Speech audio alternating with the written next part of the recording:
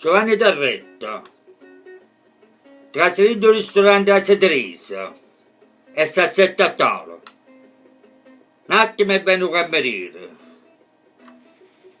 Signore, buongiorno. Che vuoi pigliare il primo piatto? Uno spaghetto alla Teresa. Troppo poco, il cameriere. Che vuoi pigliare per secondo? Una nazione Camperone. Signore, vuol dire una razione e cacciaritto. Scusate, il cliente ha sempre ragione. Volete un bel caffè? Ve lo offro a Teresa. Sì, grazie. Buttano due. Signore, posso buttare uno solo? E cacciaritto.